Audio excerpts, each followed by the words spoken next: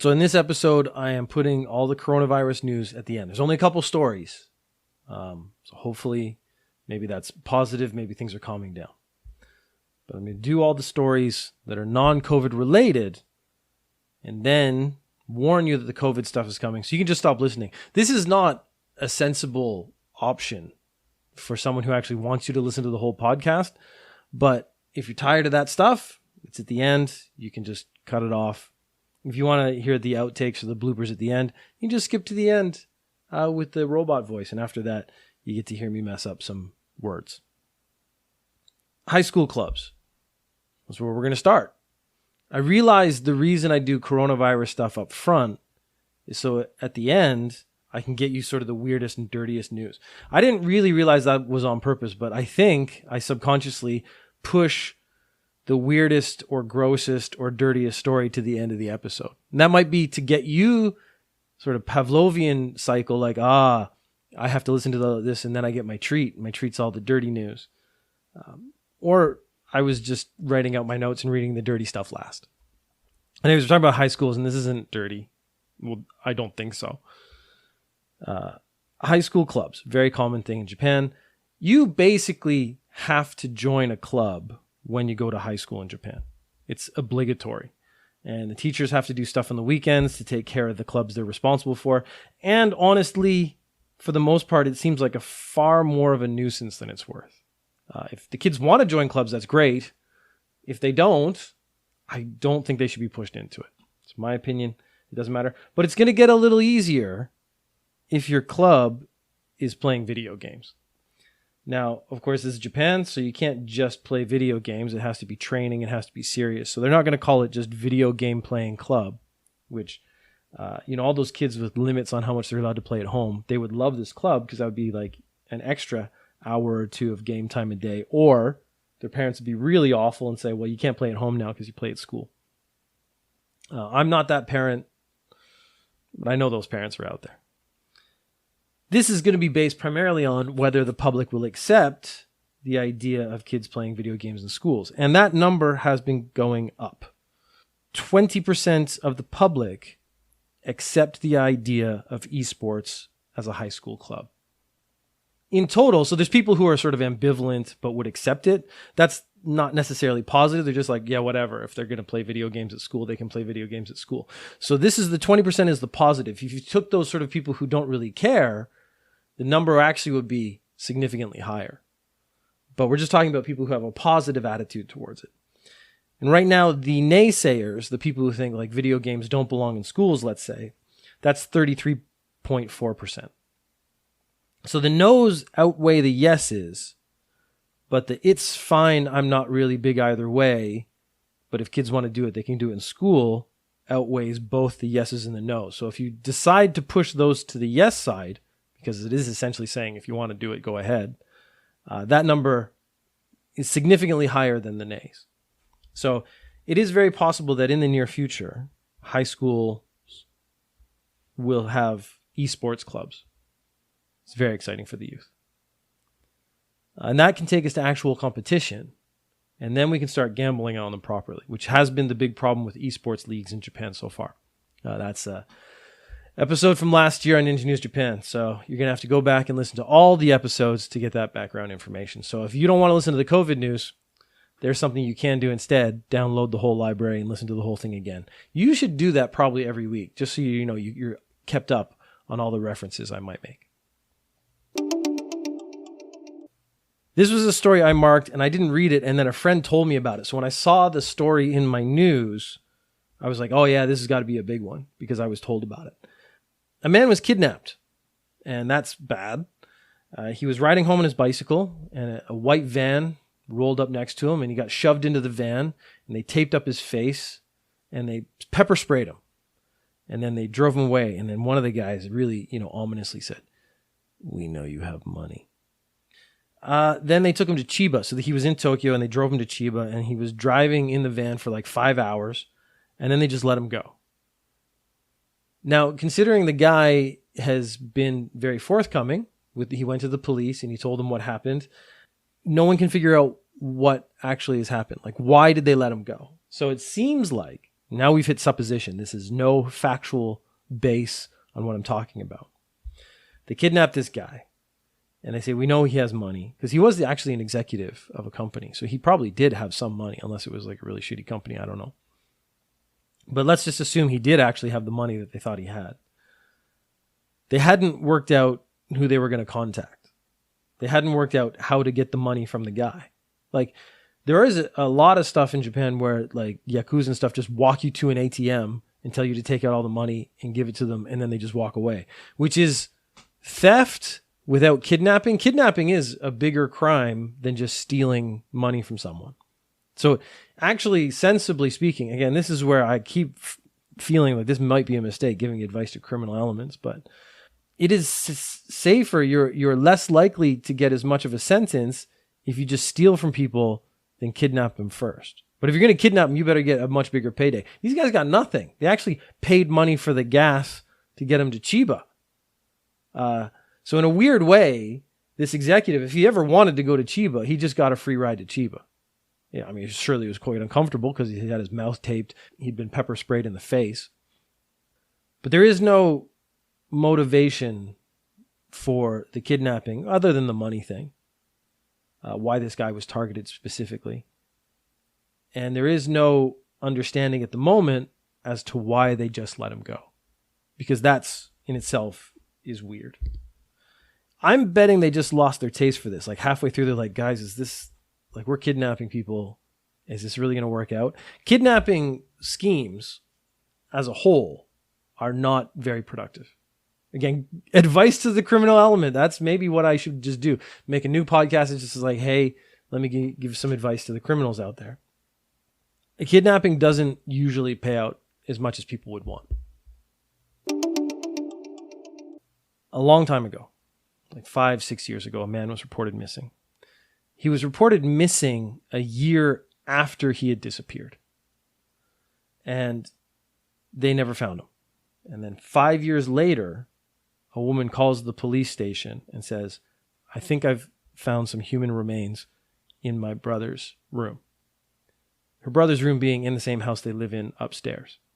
The police come and they do verify that it is human remains and come to the conclusion that this guy died in his room. Nobody knew he had died. They waited a year, filed a police report, and then forgot about him completely. There are a multitude of questions here. So I don't want to make fun of the guy dying, because that's a real thing and it's sad. Maybe I will. But there are a multitude of questions here, because why do you wait a year to report someone missing? When someone goes missing, on TV you learn that you're supposed to wait 24 hours to confirm they're actually missing. That's actually not true. If you think someone's missing, you're supposed to report it to the police right away. So forget that little piece of television media you've had ingrained into your head that you have to wait 24 hours. There's no 24-hour waiting period. If you think someone's missing, as far as anyone's concerned, they are missing, so you should go get that taken care of right away. The waiting for a year seems like a long time. Like, were they waiting for him to come back? There is no deep explanation on any of the articles I could find, because I went and tried to find a couple more in the hopes of getting some more details of what this guy was doing. Was it not noticed that he was missing because he was always out, or because he was always in and he had just stopped making noise, so they thought he went out and just disappeared? But there was clearly no concern that he had been gone for a year and made no contact with his family. So then after a year, they're like, oh, maybe we should, report this. But he died upstairs in his room. So that leads us to a question of the environment they're living in. Was the room so messy that you would miss a human body? Was it so rarely entered that they just never even saw a human body? Had they not gone into that room for a year? So she, the sister, had gone into the room to start cleaning up, which would imply that when she went into the room initially, she didn't just find a dead body, that he was maybe buried and stuff. And that leads us to something that's happened multiple times in the past is, so these people who can't throw anything away, and he basically got buried when he died. And a whole bunch of magazines or something fell on him, and he was just gone. They didn't see him. If they opened the door, he was gone. They thought he went out, and then a year later, like, oh, he's missing. But when he was reported missing, there's also the question of the police didn't check his room at all. Or Did they open the door, go, this is just a room full of stuff. It's going to be impossible to find any clues in here, so we'll just give up and move on. Or did they just take the report and do nothing? Because all of those are viable options as to what may have happened. But she went in, started cleaning his room, found the body, called the police. The police called him up and confirmed that it is a body. And I'm pretty sure at this point they've confirmed it's him. But there are a lot of questions, because there's the secondary question. This is the one that's actually going to come up, is the smell. So a human body decomposing over time smells bad. Now, I've actually run across this story before in a different context. There was an old man, and he basically collected magazines. And he died, and a bunch of magazines, like a pile, fell on him. And what happened was the magazines absorbed most of the stuff that would end up getting into the carpet or whatever and causing a really bad smell. So the magazines essentially absorbed a significant amount of the smell. Purely from extrapolation of previous stories, I'm betting that's what happened. But I'm betting there was also a pretty negative smell in the house anyways, because there was always clearly that much stuff in a room that they had not entered for like a year. And they didn't decide to start cleaning it until a year later. But this is one of those weird, mysterious cases where you got to wonder, like, the lifestyle of that family and the work ethic of the police. This is an example of the difference between police reaction in Japan versus America. And it's only America because that's the primary news that you get if you're a foreign person in any other country. You get American news. And I'm not saying that's a bad thing. It's just that becomes your reference point for how things are. So a man went into a Nagoya post office. And he had a knife. And he took a hostage, one of the other customers, and said, give me 2 million yen cash. Or I assume he said, I'm going to kill this lady. He said he just demanded 2 million yen. He was given 2.2 million yen and he took off. So first part of the robbery, actually kind of a success. While he was running away, a police officer shot at his feet once and didn't hit him. So he missed. Then he got into a taxi. He kind of lost them for a bit. He jumped into a taxi. The police saw him in the taxi. He jumped out of the taxi and started running away. And then while he was scuffling with a police officer, another police officer shot at him again and missed. Again, there's no indication as to whether or not they were trying to hit and or kill him versus firing warning shots. Shooting at his feet almost feels like there was a warning shot, like they were trying to scare him into stopping. When he's tussling with another cop, I can see the police officer not wanting to shoot his coworker, the other cop, so shooting wide. But again, we don't know if it was on purpose. The scary thing about shooting a gun in a city center, though, is that anything you miss, there's a viable chance it could hit someone else or something else and actually cause some damage to another person. The police have said that the shootings followed protocol. But the thing that, again, I want to sort of compare to the American news stories I've seen and sort of videos I've seen online of cops reacting with guns. 2 police officers, over the course of essentially a chase that was extended, shot 2 bullets.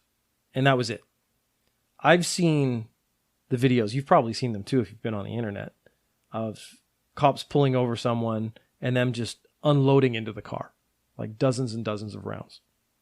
And the goal is clearly to try to kill the person in the car. So the police in Japan, for all the bad things you might want to say about them, because there is sort of a lot of weird harassment and maybe underlying racism here, but it's such a much lower level than sort of American policing. They wrestled the guy to the ground, they arrested him, and his statement to the police was he did the robbery because he wanted money for gambling. So he was kind of gambling on the whole, like, this was going to work out thing. He clearly didn't have an escape plan. If we're going to go back to Ninja News Japan advice for criminals, the getaway plan is almost more important than the plan. So if you're actually going to put more effort into some element of the planning, that should be it. Your exit strategy. Since we're talking about shooting people, there was a shooting last week and a man shot a Yakuza in the arm and the butt. And the Yakuza made it to his family residence and then fell unconscious. And the family called the ambulance and he was taken to the hospital. Again, that would lead you to believe, if you followed Western media, there's going to be a massive manhunt. And I don't think there was. If there was, it wasn't advertised, which again would be fair. I don't think the police advertise when they're out hunting for criminals. But at the same time, you kind of hear about these things when they happen. In Japan, what you do is you wait for 2 days, and then the guy turns himself in.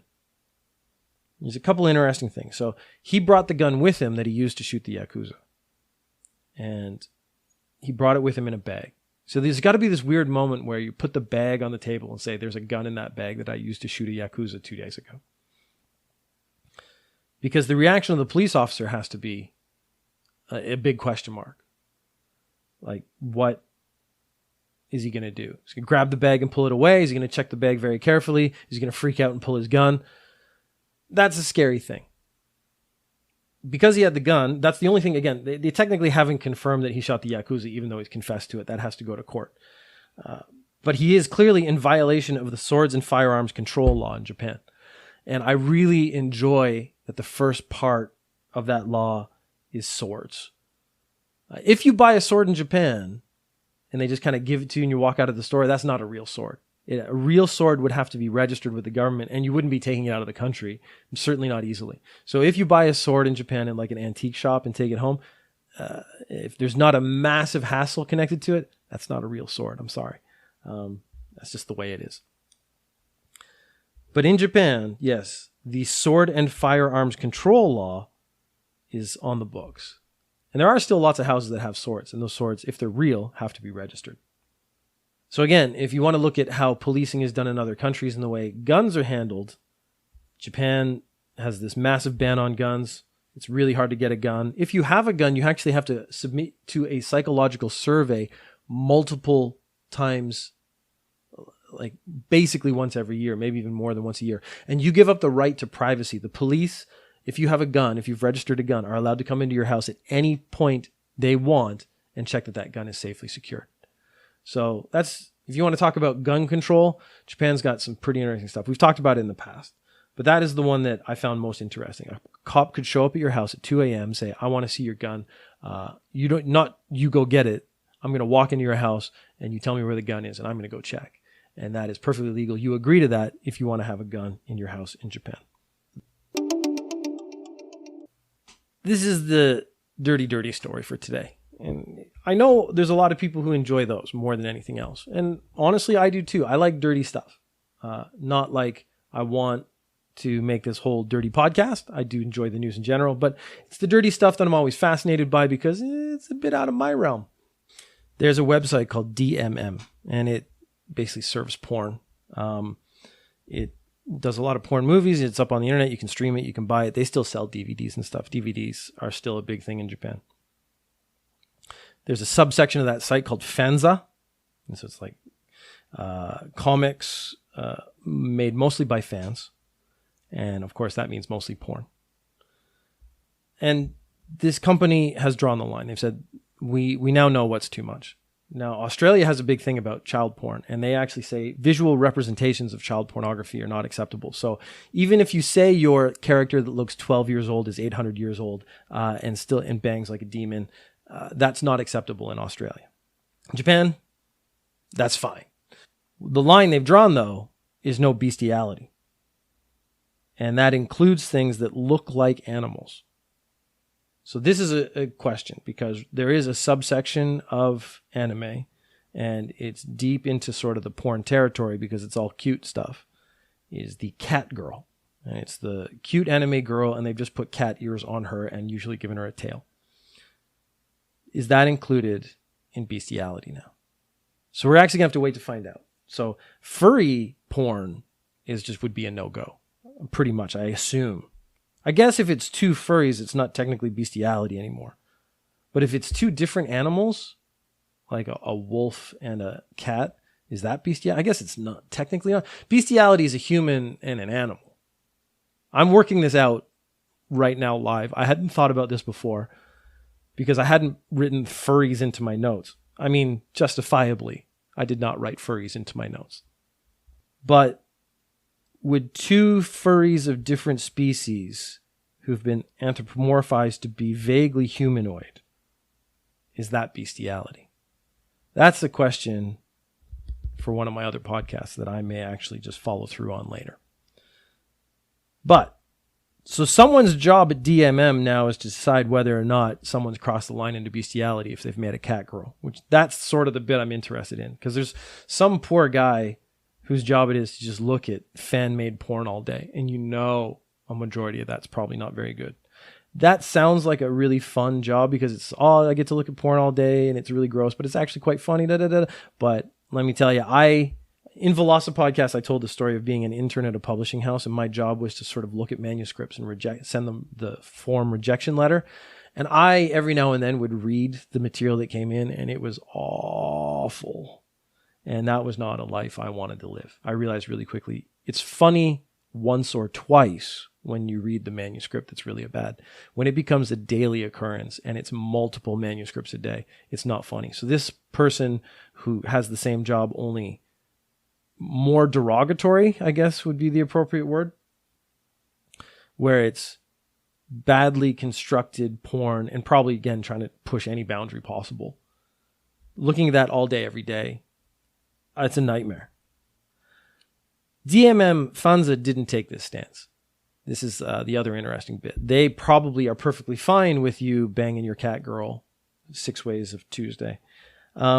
This is actually coming from payment systems who don't want to process payments connected to bestiality. So the payment systems have drawn the line, and DMM has just fallen in with that line.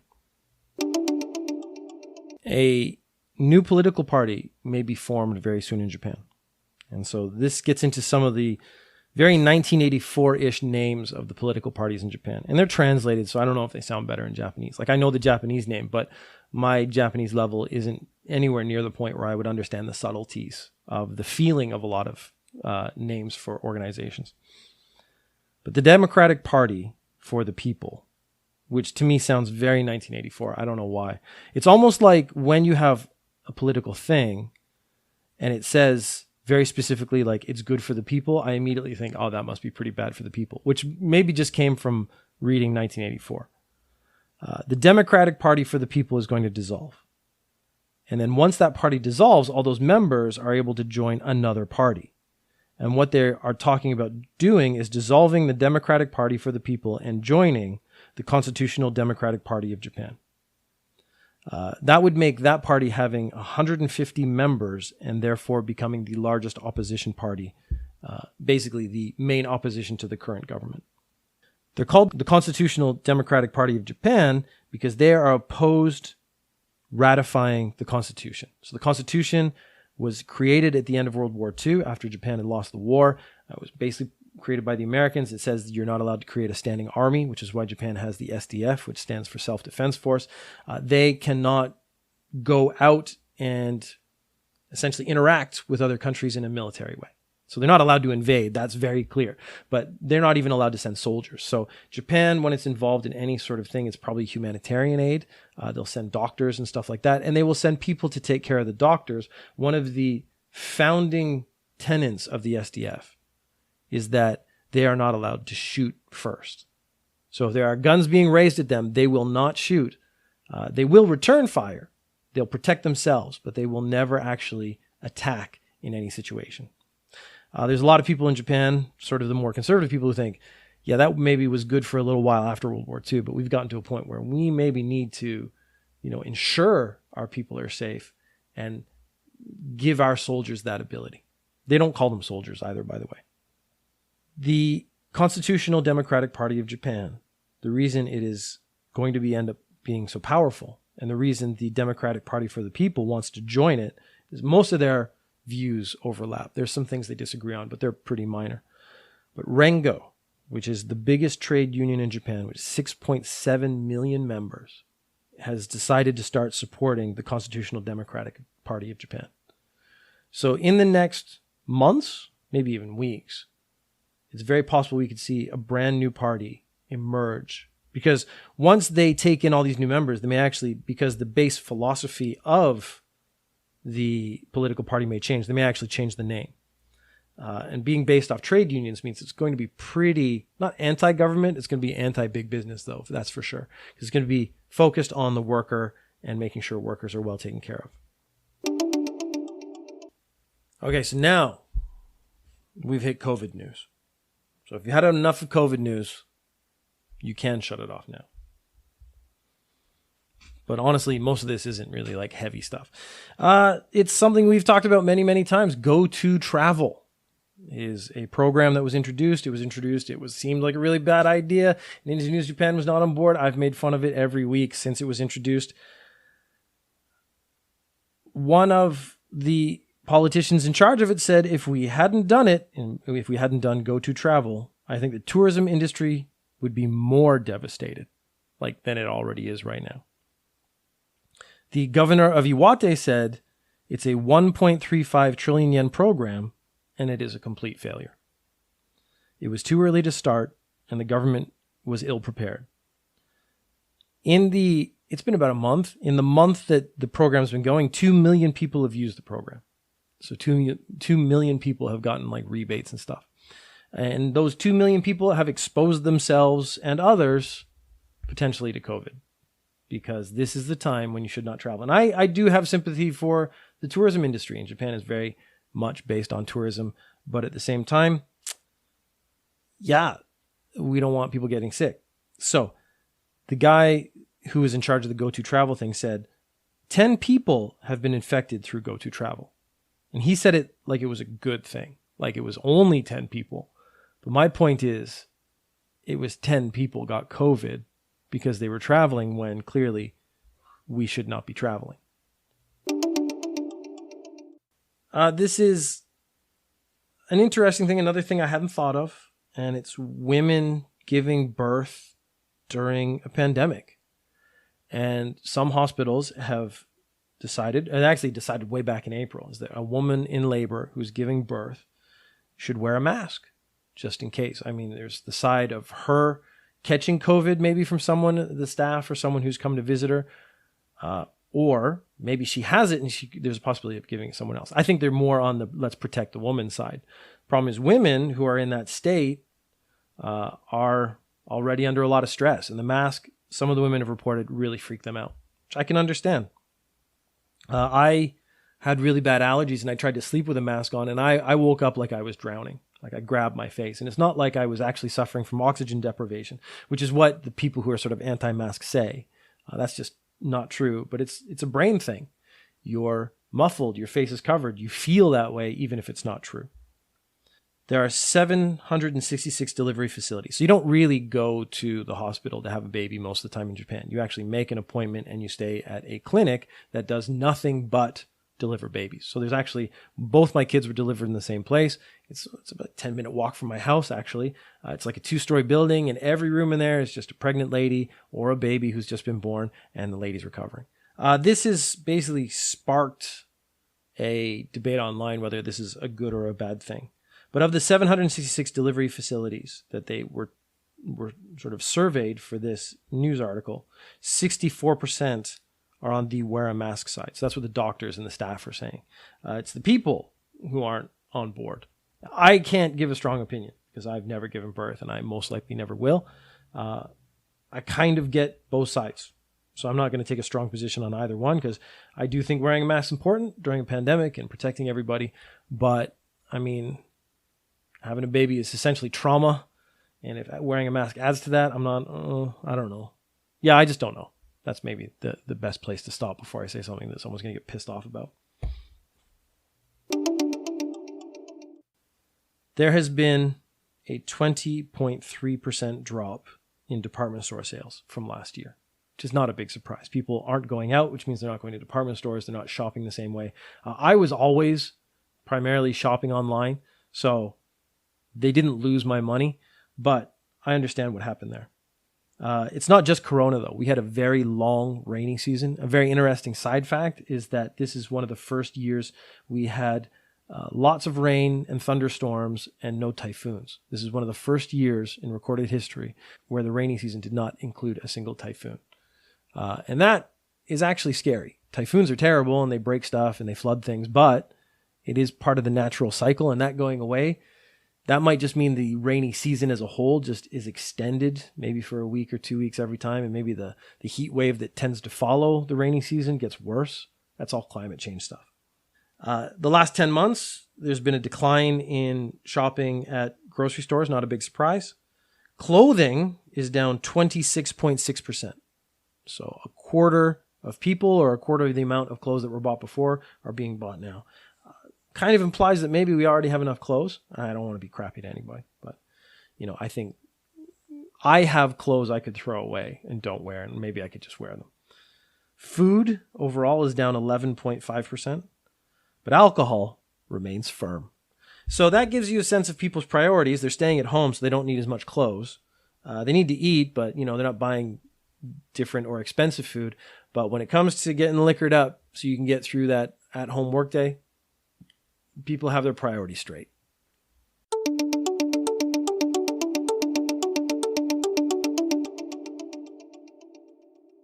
Leave a text or voice question or comment at voicelink.fm/velocipodcast. Click the link in the show description. You can tweet questions or comments at Ninja News Japan or join the Facebook group. On Facebook, search for Ninja News Japan. Sexy out, homies. This is another weird one. It involves a human being's... just don't say that part. Now, I think I've found some human moraine. The Swords and Fireman visual representation...